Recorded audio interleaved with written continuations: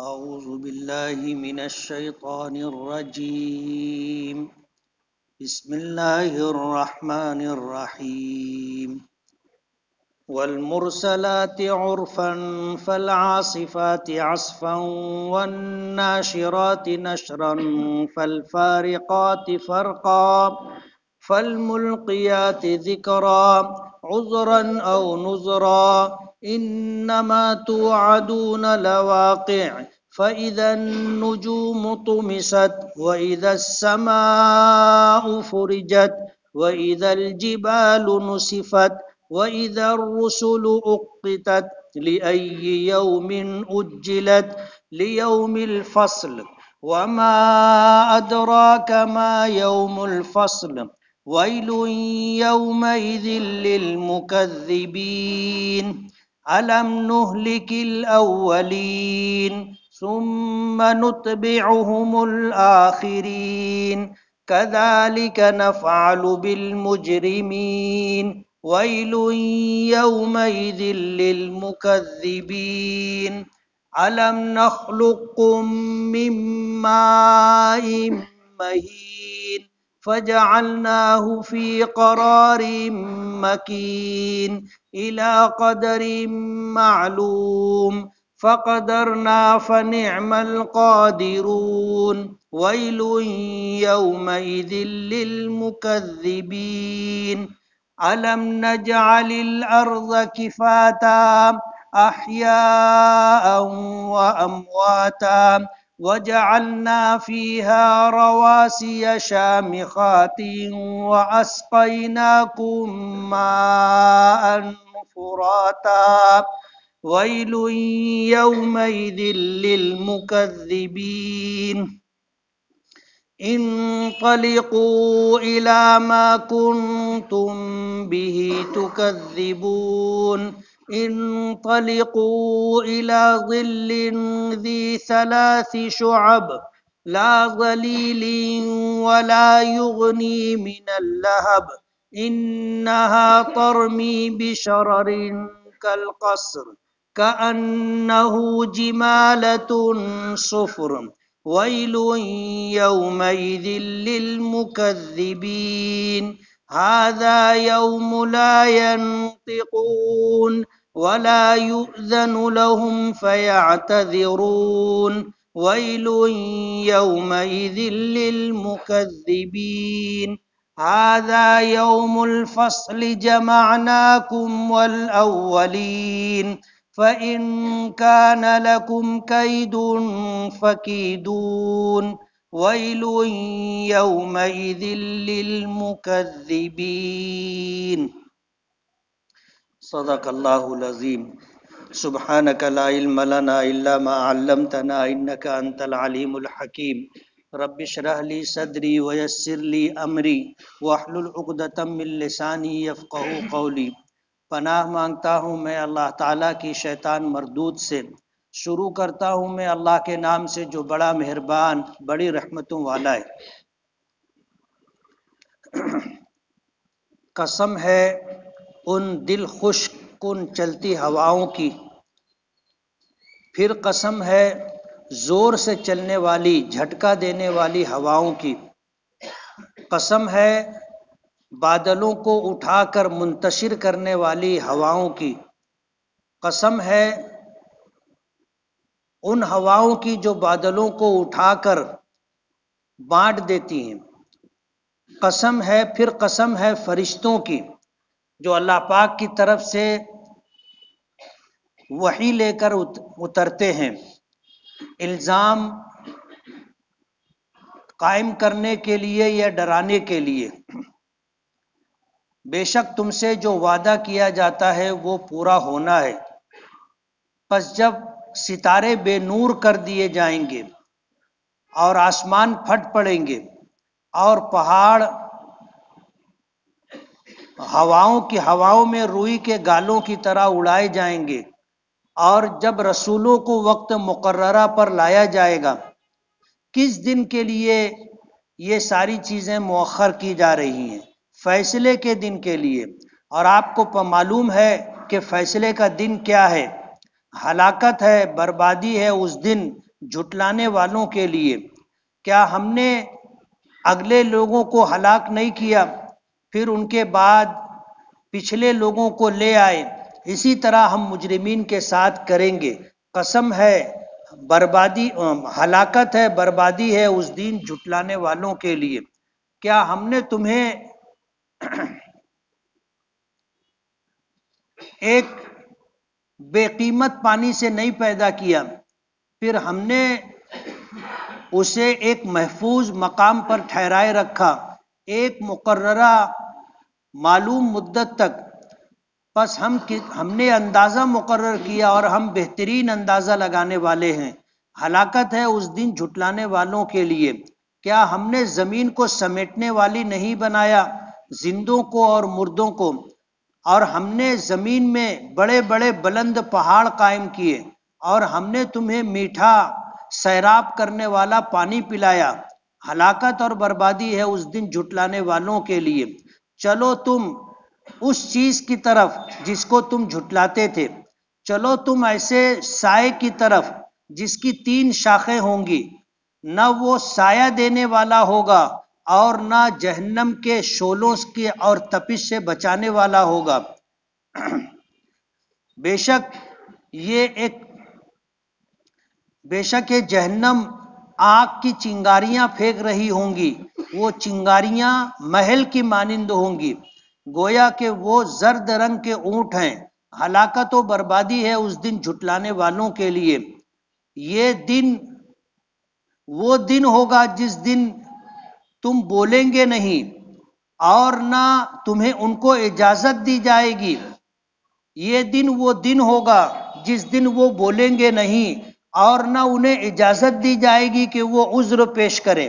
ہلاکت اور بربادی ہے جھٹلانے والوں کے لیے اس دن، اور یہ دن فیصلے کا دن، ہم تمہیں اور اگلوں کو جمع کر دیں گے۔ پھر اگر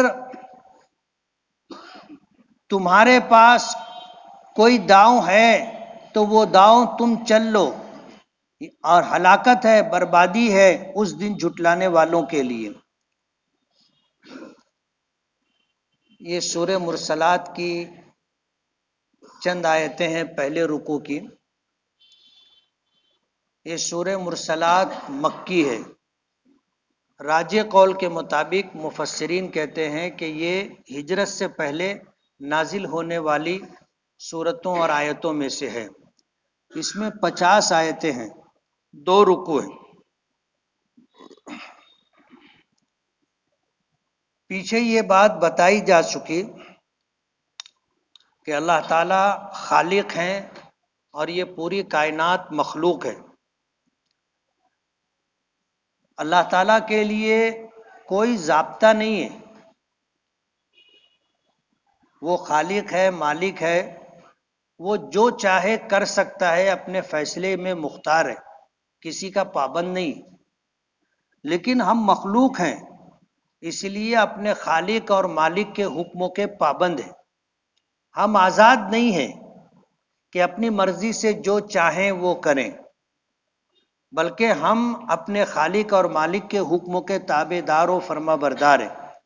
اسی کے ساتھ جب اللہ تعالیٰ اس پوری کائنات کے خالق اور مالک ہیں اور کوئی پابندی نہیں ہے، کوئی ذات، کوئی شے ایسی نہیں ہے جو اللہ کو پابند کر سکے، تو ظاہر بات ہے سب اللہ کی مخلوق ہے۔ تو اللہ پاک اپنی مخلوقات میں سے جن چیزوں کی قسم کھانا چاہے اللہ کھا سکتے، لیکن ہمیں یہ پابند کیا گیا ہے کہ ہم اللہ کے نام، اللہ کی ذات، اللہ کی صفات کے علاوہ کسی چیز کی قسم نہ کھائیں۔ ہمیں اس بات کا پابند کیا گیا ہے۔ اب ظاہر بات ہے کہ اللہ کی مخلوقات میں بڑی سے بڑی مخلوق بھی ہے اور چھوٹی سے چھوٹی مخلوق بھی ہے، لیکن بہرحال وہ اللہ کی پیدا کردہ ہے، اللہ نے بنایا ہے، اللہ نے پیدا کیا ہے، وہ ساری مخلوقات ہیں۔ تو ہم مخلوق کی قسم نہیں کھا سکتے، جیسے بعض لوگ ماں کی قسم کھاتے ہیں، باپ کی قسم کھاتے ہیں، اولاد کی قسم کھاتے ہیں، جائز نہیں۔ ہم صرف اللہ کی ذات کی یا اللہ کی صفات کی قسم کھا سکتے ہیں، بس اس کے علاوہ ہم کسی مخلوق کی قسم نہیں کھا سکتے۔ لیکن اللہ تعالیٰ اپنی مخلوقات میں سے جن چیزوں کی قسم کھانا چاہے اللہ تعالیٰ ان چیزوں کی قسم کھا سکتے ہیں۔ یہ 4-5 آیتیں جو پہلے شروع کی ہے یہ اللہ تعالیٰ کی قسم ہے۔ اللہ نے قسم کھائی ہواؤں کی، فرشتوں کی، کہ قسم ہے ان دل خوش کن چلتی ہوئی ہواؤں کی۔ ہوا کئی ہوائیں مختلف ہوتی ہیں اور عربی میں ہر ہوا کے الگ الگ نام بھی ہیں۔ جیسے ہم لوگ اردو میں کہتے ہیں باد صبا، ایک ہے باد سر سواد سے، اردو میں یہ لفظ استعمال ہے۔ تو مختلف ہواؤں کے عربی میں الگ الگ نام ہیں۔ مرسلات، مرسل کی جمع ہے، وہ ہوائیں جو نرمی شگفتگو کے ساتھ چلتی ہے، جن ہواؤں کے چلنے سے انسان خوش ہو جاتا ہے اور بھلا محسوس کرتا ہے۔ والمرسلات عرفا، قسم ہے دل کو خوش کرنے والی چلنے والی ہواؤں کی۔ پھر قسم ہے جھٹکا دینے والی زور سے چلنے والی ہواؤں کی۔ پھر قسم ہے ان ہواؤں کی جو بادلوں کو اٹھا کر آسمان میں منتشر کرتی۔ پھر قسم ہے ان ہواؤں کی جو بادلوں کو پھاڑ دیتی۔ فالملقیات ذکرا، پھر قسم ہے ان فرشتوں کی جو اللہ پاک کی طرف سے وحی لے کر کے نازل ہوتے۔ 5 قسمیں کھانے کے بعد فرشتوں کے تعلق سے فالملقیات ذکرن عذرن او نذرا، فرشتے جو اللہ پاک کی طرف سے وحی لے کر کے آتے ہیں وہ وحی مختلف ہوتی ہے۔ عذرن الزام قائم کرنے کے لیے اللہ پاک کی طرف سے احکامات لے کر کے فرشتے اترتے ہیں۔ احکامات میں کچھ احکام ہوتے ہیں اوامر سے، یعنی اللہ کا حکم ہوتا ہے تم یہ کرو، اور کچھ احکامات ایسے ہوتے ہیں جن کو نواہی کہا جاتا ہے کہ تم یہ سب مت کرو۔ حکم دونوں ہوتا ہے، نماز پڑھو یہ حکم ہوتا ہے، شراب مت پیو یہ حکم ہے۔ تو ایک اچھے کاموں کا حکم کو امر کہا جاتا ہے اور برے کاموں سے رکنے کے حکم کو نہی کہا جاتا ہے۔ ہم لوگ کہتے ہیں امر و نہی، اس کی جمع ہے اوامر و نواہی۔ تو وہ فرشتے جو احکامات لے کر کے آتے ہیں وہ الزام قائم کرنے والے یا ڈرانے والے۔ انسان 2 طرح کے ہوتے، ایک وہ لوگ ہیں جن کے مقدر میں ایمان قبول کر لینا لکھا ہے، ہدایت اللہ کے قبضے قدرت میں، اللہ کے علاوہ ہدایت دینا کسی کے اختیار کی بات نہیں ہے۔ ورنہ ہمارے آقا جناب رسول اللہ صلی اللہ علیہ وسلم اتنے درد کے ساتھ مکے والوں کے درمیان ان کے گھروں پر، ان کی مجلسوں میں اور ان کے بازاروں میں جا کر کے انہیں سمجھایا کرتے تھے۔ مسلم شریف کی ایک روایت ہے جس میں نبی کریم صلی اللہ علیہ وسلم فرماتے ہیں کہ میری حیثیت ایسی ہے کہ لوگ جہنم کی طرف جا رہے ہیں اور میں ان کی کمر پیچھے سے پکڑ کر کے انہیں جہنم کے راستے سے ہٹا کر جنت میں جانے والے راستے پر ڈالنا چاہتا ہوں۔ پچھلے کئی ہفتہ پہلے میں نے ایک واقعہ سنایا تھا کہ مشرکین مکہ نبی کریم صلی اللہ علیہ وسلم کے پاس آئے اور حضور پاک صلی اللہ علیہ وسلم کو دعوت و تبلیغ سے روکنا چاہا کہ باپ دادا کے دین کے خلاف تبلیغ مت کرو، نئے دین کی لوگوں کے درمیان تبلیغ نہ ہو۔ آپ کے پاس آئے، تفصیلی واقعہ ہے کہ آئے تھے آپ کے چچا ابو طالب کے پاس اور پیشکش کی تھی کہ آپ اپنے بھتیجے کو سمجھاؤ، اس لیے کہ حضور اپنے چچا ابو طالب کی پرورش میں تھے اور وہ حضور کے ذمہ دار تھے۔ حضور پاک صلی اللہ علیہ وسلم کے والد ماجد کا انتقال آپ کے دنیا میں تشریف لانے سے پہلے ہو گیا تھا، پھر آپ کی والدہ بھی آپ کم عمری میں تھے انتقال کر گئی، 6 سال کی عمر تھی والدہ کا انتقال ہو گیا، دادا نے اپنی پرورش میں لیا، 8 سال کی عمر ہوئی دادا کا انتقال ہو گیا، تو چچا ابو طالب کی پرورش میں رہے، اور وہ زمانہ ہمدردی کا زمانہ نہیں تھا، وہ زمانہ ایسا تھا کہ اپنی اولاد کو لوگ قتل کر دیتے تھے، بچی پیدا ہوتی تھی اس کو زندہ دفن کر دیا کرتے تھے، کسی یتیم کی پرورش کرنا تو بہت بڑی بات تھی۔ جتنے سہارے تھے پرورش کے، اللہ پاک نے سارے سہارے اٹھا لیے۔ آپ کی ولادت مبارکہ سے پہلے آپ کے والد کا سایہ اٹھا لیا، 6 سال کی عمر ہوئی ماں کو اٹھا لیا، 8 سال کی عمر ہوئی دادا کو اٹھا لیا، یعنی دنیا میں جتنے سہارے ہو سکتے تھے اللہ نے وہ سب سہارے اٹھا لیے، اور اپنے محبوب کو اللہ نے کسی کا ممنون، کسی کا احسان مند نہیں رکھا۔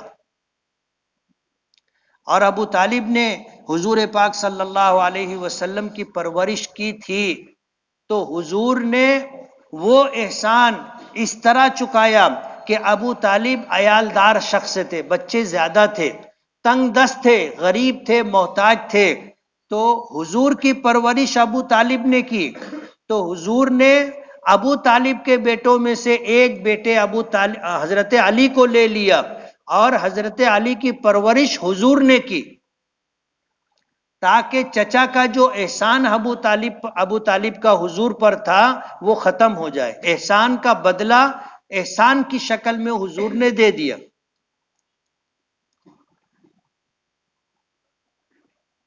تو جتنے سہارے تھے وہ سارے سہارے اللہ پاک نے اٹھا لیے۔ تو حضور کی منشا یہ تھی کہ آپ کے چچا ابو طالب ایمان قبول کر لیں۔ ظاہر بات ہے آخرت میں نجات ایمان پر ہے، ایمان ہے تو نجات ہے دیر سویر، ایمان نہیں ہے تو نجات کی کوئی شکل نہیں۔ حضور پاک صلی اللہ علیہ وسلم فرماتے تھے کہ میرے چچا کا جو مجھ پر احسان ہے، اور حدیث پاک میں آتا ہے کہ اس احسان کی وجہ سے آپ کے چچا ابو طالب دنیا سے ایمان سے محرومی کی حالت میں گئے تو جہنم میں جائیں گے، اور جہنم میں سب سے ہلکا عذاب ابو طالب کو ہوگا، سب سے ہلکا عذاب، یعنی جتنے جہنمی جہنم میں جائیں گے ان تمام جہنمیوں میں سب سے ہلکا عذاب ابو طالب کو دیا جائے گا۔ حضور سے پوچھا گیا کہ وہ ہلکا عذاب کیا ہوگا؟ فرمایا کہ ان کو جہنم کے آگ کی جوتیاں پہنائی جائیں گی، جس کی وجہ سے ان کے سر میں دماغ اس طرح بھیجا، اس طرح ابلے گا، کھولے گا، جیسے ہانڈی کے اندر پانی کھولتا ہے، دال کھولتی، ابلتی، اور ابو طالب کو یہ محسوس ہوگا کہ مجھ کو جہنم میں سب سے زیادہ عذاب ہو رہا ہے۔ ایک بات، دوسری بات، حضور پر احسان کی وجہ سے ابو طالب کو روزانہ جہنم میں اتنا پانی پلایا جائے گا جس کو ہم ایک گھونٹ بول سکتے ہیں، ایک گھونٹ پانی پلایا جائے گا، باقی کسی جہنمی کو پانی نہیں ملے گا، یہ حضور پر احسان کی وجہ سے۔ تو انسانوں میں دو طرح کے لوگ ہوتے ہیں، دو طرح کے لوگ ہوتے ہیں، ایک وہ ہے جو ایمان کے ساتھ دنیا سے جائیں گے، دیر سویر وہ جنت میں جائیں گے، اور ایک قسم انسانوں کی وہ ہے جن کے حصے میں سعادت اور ایمان نہیں ہے، وہ ایمان سے محرومی کی حالت میں دنیا سے جائیں گے اور ان کا ٹھکانہ جہنم ہوگا۔ یہ اختلاف اللہ نے رکھا ہے، اللہ پاک چاہتے تو اس دنیا کے تمام انسانوں کو ایمان دے دیتے، اس دنیا میں آنے والے تمام انسانوں کو ہدایت دے دیتے، اس دنیا میں آنے والے تمام انسانوں کو اپنے احکامات کا تابعدار و فرما بردار بنا دیتے۔ ہمارا ایمان ہے، اللہ کو اس پر قدرت ہے، لیکن اللہ نے نہیں چاہا کہ یہ اختلاف دنیا میں ختم ہو۔ آپ کو کائنات کی ہر چیز میں اختلاف نظر آئے گا۔ انسانوں کو پیدا کیا تو کچھ لوگوں کو مرد بنایا، کچھ لوگوں کو عورت بنایا، یہ اختلاف اللہ نے رکھا ہے۔ اللہ نے یہ کائنات بنائی تو اس کے دو حصے کیے، دن بھی بنایا، رات بھی بنائی، اللہ پاک چاہتے تو دن ہی دن رکھ دیتے، سورج کو سر کے آسمان کے بیچ پر قائم فرما دیتے، سورج ڈوبتا ہی نہیں، نہ نکلنے کی جھنجھٹ اور نہ ڈوبنے کا اندیشہ، اللہ قائم کر دیتے، دن ہی دن رہتا۔ لیکن اللہ کی منشا ہے کہ یہ اختلاف رہے، اور یہ اختلاف رہے گا، قیامت تک ختم نہیں ہوگا۔ اگر کوئی چاہتا ہو کہ اختلاف ختم ہو جائے تو یہ اس کی نادانی، اختلافات کبھی بھی ختم نہیں ہوں گے۔ سردی ہے تو اس کے مقابلے میں گرمی ہے، بارش ہے تو اس کے مقابلے میں خشکی ہے، مرد ہے تو اس کے مقابلے میں عورت ہے، دن ہے تو اس کے مقابلے میں رات ہے۔ یہ اختلافات آپ کو ہر چیز میں نظر آئیں گے، کوئی چیز میٹھی ہے تو کوئی پھیکی ہے، کوئی نمکین ہے تو کوئی کڑوی ہے، اللہ نے اختلاف رکھا ہے۔ اللہ اگر چاہتے تو اختلاف ختم کرنے پر اللہ کو قدرت تھی، اللہ کر دیتے، یہ ہمارا ایمان ہے، لیکن اللہ نے اختلاف رکھا ہے، اس لیے یہ اختلافات قیامت تک باقی رہیں گے۔ آخری بات، اللہ نے میدان محشر میں جتنے انسان جائیں گے سب کے لیے ضد قائم کی۔ ایک طبقہ وہ ہوگا جو جنت میں جائے گا، اللہ نے ان کے لیے جنت بنائی، اور ایک وہ لوگ ہوں گے جن کا ٹھکانہ جہنم ہوگا، اللہ نے ان کے لیے جہنم بنائی۔ اللہ چاہتے تو سب کو جنت میں ڈال دیتے، یعنی چاہتے تو جنت کے مقابلے میں جہنم نہیں بناتے، لیکن اللہ نے جنت بنائی تو اس سے ہٹ کر کے اس کی ضد جہنم اللہ نے بنائی۔ یہ اختلاف اللہ نے رکھا ہے، اسی لیے کسی نے کہا ہے کہ چمن میں اختلاف رنگ و بو سے بات بنتی ہے، تم ہی تم ہو تو کیا تم ہو، ہم ہی ہم ہیں تو کیا ہم ہیں۔ اگر بازار کے باغ بغیچے کے اندر سب صرف ایک ہی کلر ہوتا پھولوں کا تو ظاہر بات ہے زینت نہیں ہوتی، ہر پھول گلابی تو گلاب کے پھول کی اہمیت ہی نہیں رہتی۔ کوئی پھول سفید ہے، کوئی گلابی ہے، کوئی لال ہے، نہ جانے کیسے کیسے رنگ لیے ہوئے سینکڑوں قسم کے پھول ہیں، جن کی سائز بھی الگ، جن کی خوشبو بھی الگ۔ ضد ہے نا، اللہ نے خوشبو بنائی تو اس کے مقابلے میں بولو نا بدبو بھی اللہ نے رکھی۔ اللہ اب انسان سوچتا ہے کہ بدبو کا کیا فائدہ، بدبو سے کیا حاصل، لیکن یہ اللہ کی قدرت ہے، اور اس اختلاف کو اللہ نے اس کائنات میں رکھا ہے کہ خوشبو ہے تو خوشبو کے مقابلے میں بدبو بھی ہے، تو یہ اختلاف رہے گا۔ جو لوگ یہ چاہتے ہیں کہ اختلاف ختم کر دیں وہ نادان ہے، یہ اختلاف کبھی ختم نہیں ہوگا۔ اگر اللہ کے رسول صلی اللہ علیہ وسلم کو ہدایت دینے کا اختیار ہوتا تو آپ کے چچا ابو طالب جہنم میں نہیں جاتے۔ قرآن کریم میں ہے کہ آخر وقت تھا، اپنے چچا کے پاس حضور گئے اور بہت درد کے ساتھ کان میں یہ بات کہی کہ چچا آپ صرف ایک مرتبہ میرا لایا ہوا کلمہ لا الہ الا اللہ محمد الرسول اللہ آپ میرے کان میں پڑھ دیجئے، احاجک بہا عند اللہ یوم القیامہ، کل قیامت کے دن اللہ کی بارگاہ میں آپ کی طرف سے جھگڑوں گا، احاجک بہا عند اللہ یوم القیامہ، کل قیامت کے دن آپ کی طرف سے جھگڑوں گا۔ لیکن اللہ کا فیصلہ نہیں تھا، اور ابو طالب یہ کہتے ہوئے دنیا سے گئے کہ اموت علی ملت عبد المطلب، میں اپنے باپ عبد المطلب کے دین پر مرتا ہوں۔ حضور انتہائی غمگین، دل برداشتہ اس جگہ سے اٹھے اور واپس ہوئے۔ جب یہ صورتحال بنی تو اللہ پاک کی طرف سے وحی نازل ہوئی، انک لا تہدی من احببت ولکن اللہ یہدی من یشاء، کہ آپ جسے چاہیں ہدایت دے دے، یہ آپ کے اختیار کی بات نہیں، ولکن اللہ، لیکن اللہ جسے چاہے گا اسے ہدایت ملے گی۔ آپ جسے چاہیں اسے ہدایت مل جائے ایسا نہیں، یہ اللہ کا فیصلہ ہے۔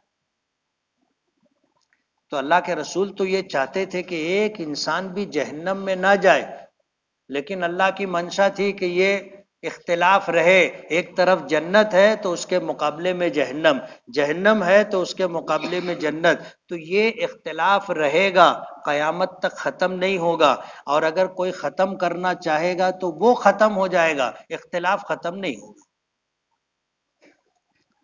عذراً، الزام قائم کرنے والے آیات و احکام، الزام قائم کرنے والے کل قیامت کے دن میدان محشر میں جو لوگ ایمان نہیں لائے ان کے لیے اللہ نے فرشتوں کے ذریعے ایسے احکامات دنیا میں بھیجے جن احکامات کو اللہ نے الزام قائم کرنے کے لیے بھیجا۔ کل مشرکین و کافرین، ایمان سے محروم لوگ میدان محشر میں یہ نہیں کہہ سکیں گے کہ ہمیں تو کوئی بتانے والا، سمجھانے والا، سیدھا راستہ دکھانے والا آیا ہی نہیں۔ اللہ نے الزام قائم کرنے کے لیے فرشتوں کے ذریعے وحی بھیجی انبیاء کرام پر، اور انبیاء کرام کے ذریعے وہی ساری آیات و احکامات علماء کے پاس آئی، اور علماء کے ذریعے سے اللہ نے عام انسانوں تک پہنچانے کا کام کیا۔ الزام، عذراً، الزام قائم کرنے کے لیے کل کوئی نہیں کہہ سکے گا کہ اللہ آپ نے تو میری ہدایت کے لیے کوئی انتظام نہیں کیا تھا، آپ مجھے جہنم میں کیوں ڈال رہے ہیں؟ اللہ نے الزام قائم کرنے کے لیے قرآن کریم اتارا، اللہ نے الزام قائم کرنے کے لیے انبیاء کرام کو بھیجا، اللہ نے الزام قائم کرنے کے لیے علماء کو پیدا کیا۔ علماء کا کام یہ ہے کہ وہ لوگوں کے درمیان بھلائی کی بات کریں، خیر کی بات کریں۔ اللہ نے ان کو اس لیے بنایا، یعنی اگر یہ علماء کے وارث ہیں تو علماء کا جو کام ہے وہ کام ان کو کرنا چاہیے۔ او نذرا، اور ڈرانے کے لیے، ڈر سنانے کے لیے۔ انبیاء کرام نے واقعات کے ذریعے ماضی میں جو انبیاء کرام آئے ان انبیاء کی قوموں پر کیا کیا عذاب آیا، وہ سارے عذاب اللہ نے قرآن کریم میں ذکر کیے۔ تو الزام قائم کرنے کے لیے یا لوگوں کو ڈرانے کے لیے، انما توعدون لواقع، اس کے بعد فرماتے ہیں کہ تم سے جس بات کا وعدہ کیا گیا ہے سو وہ ہونا ہے۔ قیامت آئے گی، میدان محشر بپا ہوگا، اللہ پاک لوگوں کے درمیان فیصلہ کریں گے۔ کچھ لوگ ایسے ہوں گے جو اپنے ایمان اور اعمال خیر کی وجہ سے جنت میں جائیں گے، کچھ لوگ ایسے ہوں گے جو ایمان سے محرومی یا بدعمالی کی وجہ سے جہنم میں جائیں گے۔ یہ دن آئے گا جس دن کا تم سے وعدہ کیا جا رہا ہے۔ قیامت کے متعلق فَإِذَا النُّجُومُ طُمِسَتْ، جب ستارے بے نور کر دیے جائیں گے۔ قیامت آئے گی، یہ پورا کائنات کا نظام سب درہم برہم ہو جائے گا، سورج اور چاند انہیں بے نور کر دیا جائے گا، زمین کو لپیٹ دیا جائے گا جیسے چٹائی لپیٹتے ہیں ہم لوگ، پہاڑ روئی کے گالوں کی طرح اڑیں گے۔ قیامت آئے گی، یہ پوری دنیا ختم ہو جائے گی، ستارے بے نور ہو جائیں گے، یہ بڑے بڑے پہاڑ ہواؤں کی طرح، ہوا میں روئی کے گالوں کی طرح اڑائے جائیں گے۔ پس جب ستارے بے نور کر دیے جائیں گے اور جب آسمان میں جھروکے پڑیں گے، فورجت، آسمان پھٹ پڑے گا، یہ آسمان پھٹ پڑے گا۔ وَإِذَا الْجِبَالُ نُصِفَتْ، اور جب پہاڑ اڑائے جائیں گے۔ وَإِذَا الرُّسُلُ اُقِّتَتْ، اور جب رسولوں کا وعدہ مقرر کیا جائے گا۔ میدان محشر میں ہر نبی اور رسول اپنی امت کو لے کر آگے پیچھے پہنچیں گے، اور یہ اللہ پاک کی طرف سے مقرر ہے کہ کون سب سے آگے ہوگا، کون پیچھے ہوگا، پھر کون ہوگا، پھر کون ہوگا، کون کب آئے گا، یہ ساری ترتیب مقرر کر دی گئی ہے۔ لِأَيِّ يَوْمٍ أُجِّلَتْ، کس دن کے لیے اس بات کو ٹالا گیا ہے؟ ستاروں کا بے نور ہونا، چاند اور سورج کا ختم کر دیا جانا، زمین کو لپیٹ دیا جانا، پہاڑوں کا روئی کے گالوں کی طرح اڑنا، اسے کس دن کے لیے ٹالا گیا؟ فرمایا لیوم الفصل، انصاف کے دن کے لیے، میدان محشر کے لیے۔ وما ادراک ما یوم الفصل، اور آپ جانتے ہیں کہ فیصلے کا دن کیا ہے؟ آپ کو پتہ ہے ویل یومئذ للمکذبین، یہ دن وہ دن ہوگا جس دن ہلاکت، بربادی، تباہی جھٹلانے والوں کے لیے، جو اللہ کو جھٹلاتے تھے، رسولوں کو جھٹلاتے تھے، قرآن کریم کو جھٹلاتے تھے، نبی کے ارشادات کو جھٹلاتے تھے، مانتے نہیں تھے، انکار کرتے تھے، ان کے لیے وہ دن بڑی تباہی و بربادی کا دن ہوگا۔ آگے اللہ پاک فرماتے ہیں کیا ہم نے تم سے پچھلے لوگوں کو ہلاک نہیں کیا؟ ہم سے پہلے ہمارے باپ دادا تھے کہ نہیں تھے؟ ان سے پہلے ان کے باپ دادا تھے، ان سے پہلے ان کے باپ دادا تھے، یا آج 50 سال پہلے دوسرے کچھ لوگ تھے، 100 سال پہلے دوسرے کچھ لوگ تھے، 200 سال پہلے پچھلے کچھ لوگ تھے، آج وہ ہمارے درمیان نہیں ہے۔ اللہ پاک فرما رہے الم نہلک الاولین، تم سے پہلے آنے والے لوگوں کو کیا ہم نے ہلاک نہیں کیا؟ ثم نتبعہم الآخرین، پھر ان مرنے والوں کے بعد ہم نے تم جیسے لوگوں کو آگے پیدا نہیں کیا؟ پیدا کیا۔ ہم سے پہلے کچھ لوگ تھے جن کو موت آ گئی، دنیا سے چلے گئے، اللہ نے ان کی جگہ ہم کو پیدا کیا۔ آپ سوچو، اگر حضرت آدم علیہ نبینا علیہ الصلاۃ والسلام جب تشریف لائے تھے تو آپ کی اولاد میں جو سلسلہ در سلسلہ لوگ آئے، اگر موت نہیں ہوتی تو یہ دنیا انسانوں سے بھری ہوتی، اور جو گھر آدمی بنا لیتا وہ گھر میں وہی رہتا، دوسرے کو جگہ نہیں رہتی۔ آج ہم میں تقریباً 99% لوگ ایسے ہوں گے جو اپنے سے پہلے بنائے ہوئے لوگوں کے گھر میں رہ رہے ہیں۔ برابر ہے؟ باپ دادا کا گھر تھا، وہ چلے گئے، اب ہم رہ رہے ہیں، ہم چلے جائیں گے، ہماری اولاد رہے گی۔ اگر وہی ہوتے جو پہلے تھے تو ہم کہاں رہتے؟ یہ اللہ کا ایک نظام ہے۔ فرمایا کیا ہم نے تم سے پہلے اگلے لوگوں کو ہلاک نہیں کیا؟ کیا ہم نے ان کے بعد میں آنے والوں کو پیدا نہیں کیا؟ ہم کذالک نفعل بالمجرمین، ہم مجرمین کے ساتھ اسی طرح کریں گے۔ آج اس دنیا میں مریں گے، اس دنیا میں مریں گے، وہ ہمیشہ زندہ نہیں رہیں گے۔ جیسے مشرکین مکہ نبی کریم صلی اللہ علیہ وسلم کے زمانے میں تھے تو ہمیشہ رہے ایسا نہیں ہے، ہمیشہ رہیں گے، کوئی رہے گا ایسا نہیں ہے، جائے گا۔ تو جو لوگ ایمان نہیں لائے، جو لوگ اللہ کو نہیں مانے، جنہوں نے رسول کی تکذیب کی، شریعت کو جھٹلایا، قرآن کریم کو بجائے کلام الہی ماننے کے حضور کا کلام قرار دیتے رہے اور ماننے سے انکار کرتے رہے، ہم ان کے ساتھ بھی ایسے ہی کریں گے کہ ایک وقت آئے گا یہ ٹپک جائیں گے۔ ابو لہب مر گیا، ابو جہل مر گیا، عتبہ عتیبہ مر گئے، سب مر گئے، کوئی رہا نہیں، اور ان کے بعد لوگ آئے وہ مر گئے، ان کے بعد لوگ آئے وہ مر گئے، ہم آئے ہیں، ہم بھی مر جائیں گے، رہیں گے نہیں۔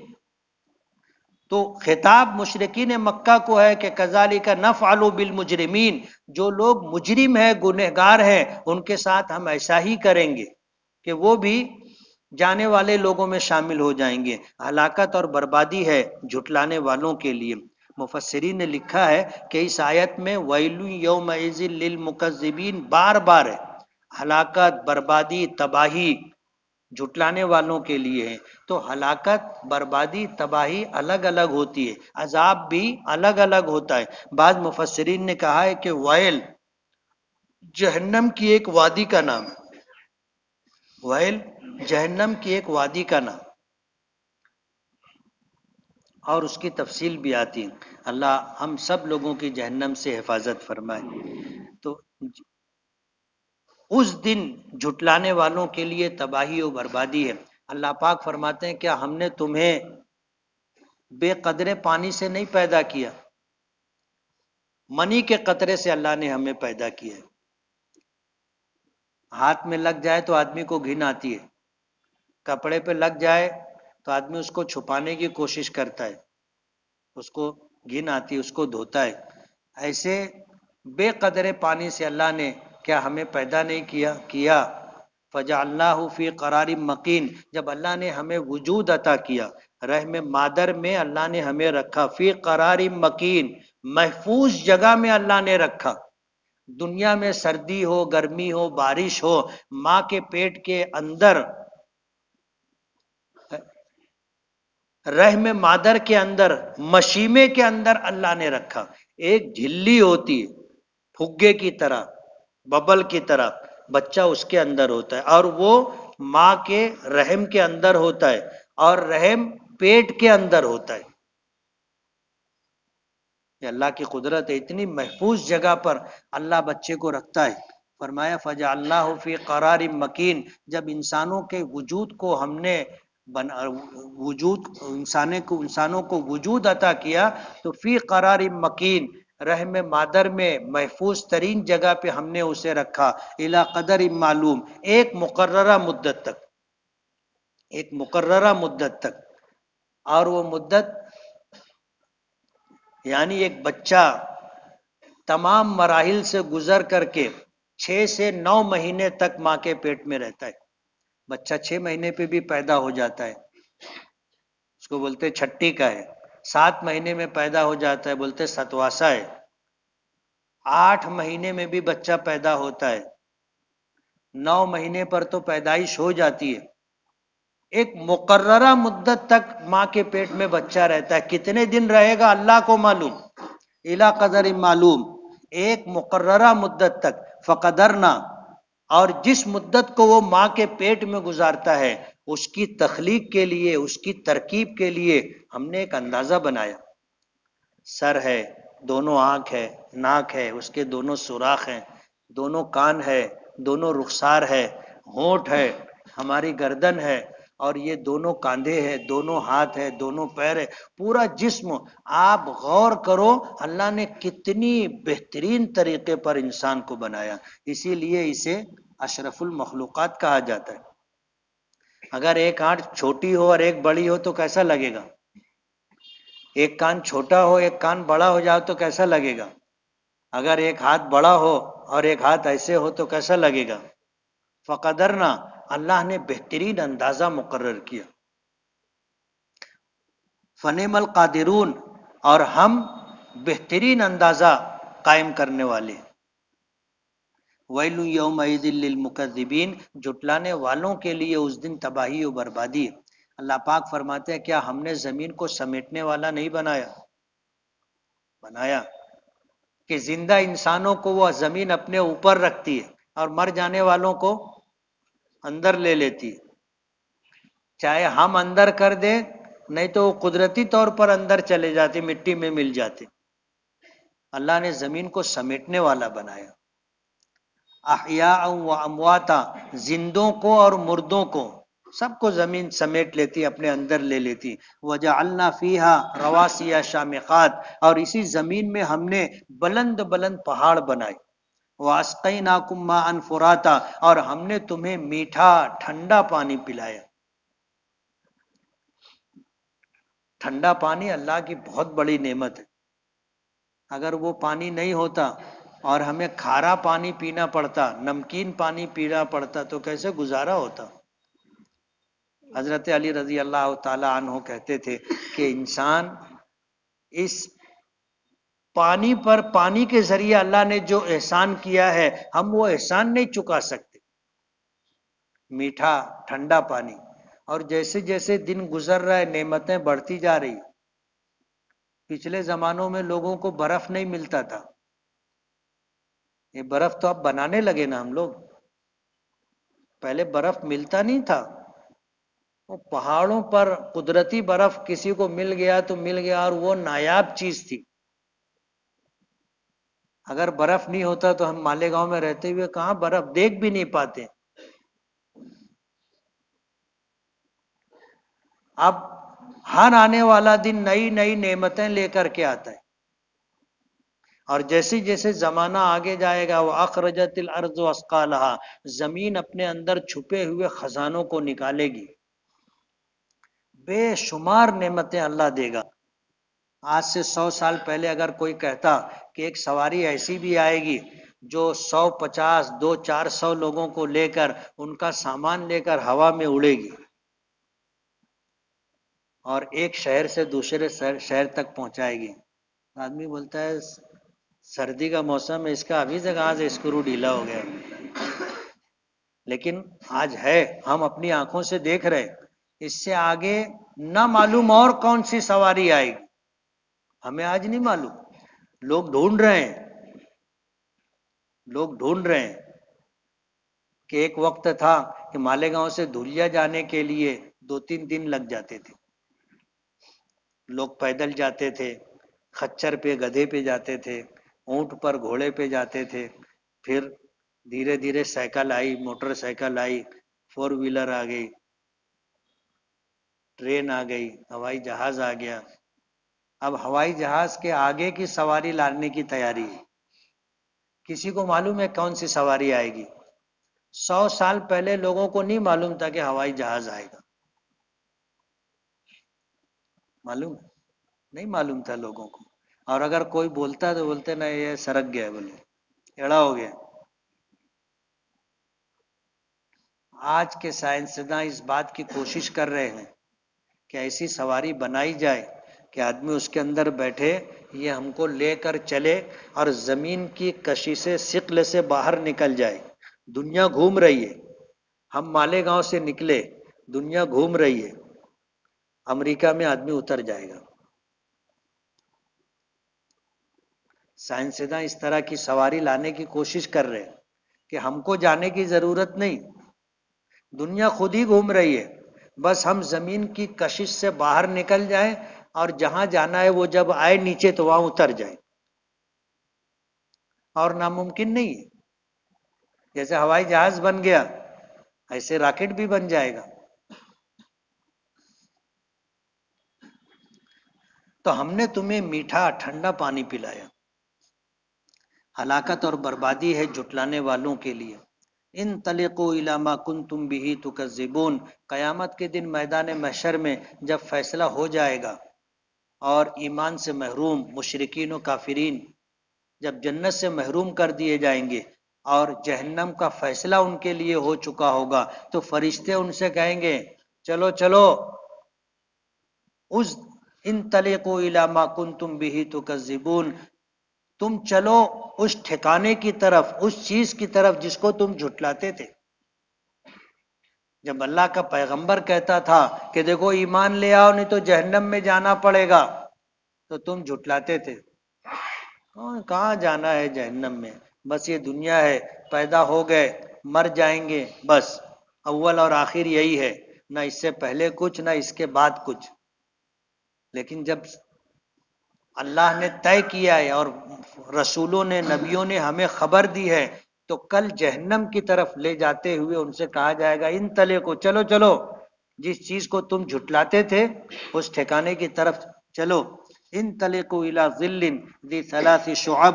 جہنم میں جو دھواں اٹھے گا، فرماتے ہیں ان تلے کو الی ظل، ایسی چھاؤں کی طرف چلو جس کی 3 شاخیں ہوں گی، یعنی 3 طرف وہ ایسے دھواں پھیلے گا.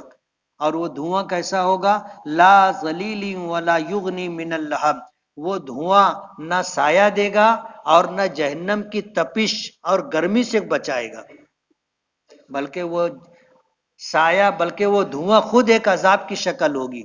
انہا ترمی بشرر کالقصر. جہنم ایسی ہوگی جب چنگھاڑے گی تو چنگاریاں جیسے آگ چٹکتی ہے، کوئلے جلائے جاتے، لکڑی جلائی جاتی ہے تو چٹ سے آواز آتی ہے اور چنگاری اڑتی ہے. دیکھنا ہوگا تو وہ سیخ کباب بیچنے والوں کے پاس کبھی تھوڑی دیر کھڑے رہ کے دیکھنا، چنگاری چٹک چٹک کر اڑتی ہے. جہنم میں بھی ایسی چنگاریاں اڑیں گی تو یہ چنگاری رہے گی کیسی؟ جہنم چنگاریاں پھینکے گی کل قصر، محل کی طرح، قلعے کی طرح، یعنی اتنی بڑی بڑی آگ کے شعلے اتنے بڑے بڑے ایسے اڑیں گے. کأنہ جمالات صفر. مفسرین لکھتے ہیں کہ وہ جو ایک چنگاری محل کی طرح، ایک چنگاری قلعے کی طرح ہوگی، پھر وہ پھٹے گی تو چھوٹی چنگاری جو وہ ہوگی وہ زرد اونٹوں کی طرح ہوگی. یعنی جو اونٹ ہوتا ہے کتنا بڑا ہوتا ہے، بڑی چنگاری جب منتشر ہوگی تو چھوٹی چنگاریاں زرد اونٹوں کی طرح ہوں گی. ہلاکت اور بربادی ہے جھٹلانے والوں کے لیے. ھذا یوم لا ینطقون، یہ دن ہوگا کوئی بول نہیں سکے گا، بول نہیں سکے گا. لا ینطقون، بولیں گے نہیں. بسا اوقات ایسا ہوتا ہے نا کہ آدمی کہتا ہے وہ کیا بولے گا میرے سامنے، اس کے پاس کوئی دلیل ہے، کوئی حجت ہے. اور ایسا ہوتا ہے کہ جب ہمارے پاس کوئی جواب نہیں ہوتا، ہم لاجواب ہو جاتے، تو بولنے کے لیے زبان ہے لیکن آدمی بولتا نہیں ہے، خاموش رہتا ہے.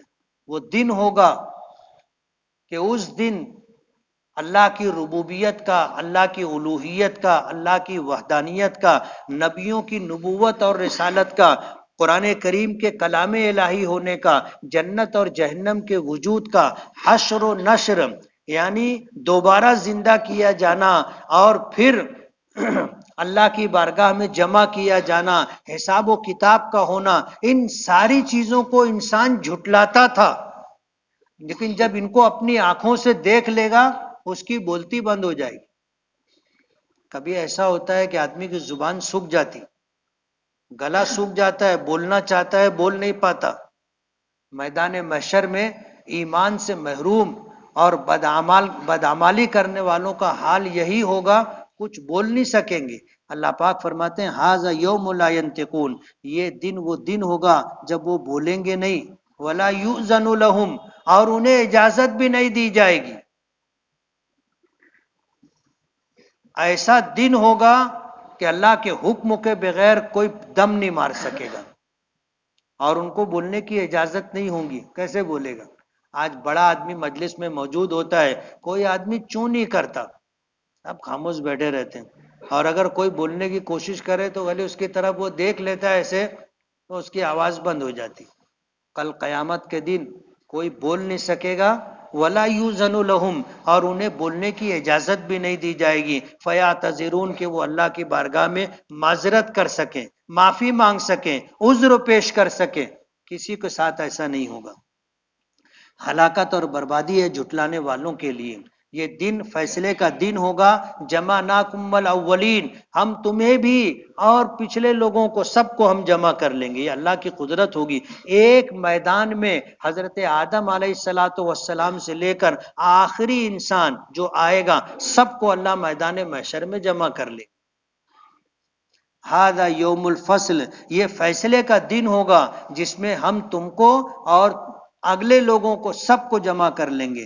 فَإِنْ كَانَ لَكُمْ قَيْدٌ فَقِيدُونَ، مجرمین سے کہا جائے گا کچھ بولنے کی ہمت ہے تو بولو، کوئی چال چل سکتے ہو میرے مقابلے میں، میرے خلاف تو چل لو.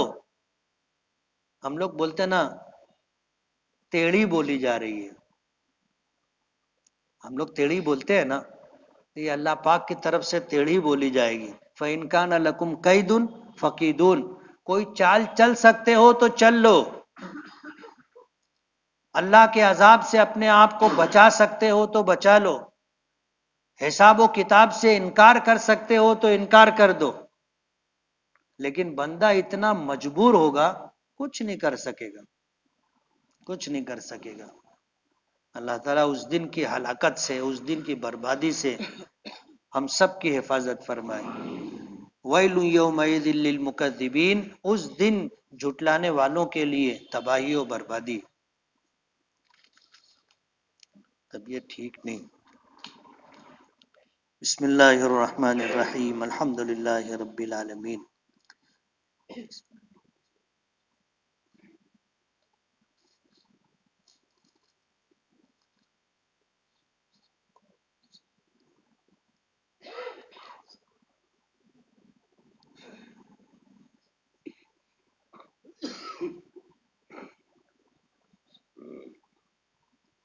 برحمتک یا ارحم الراحمین.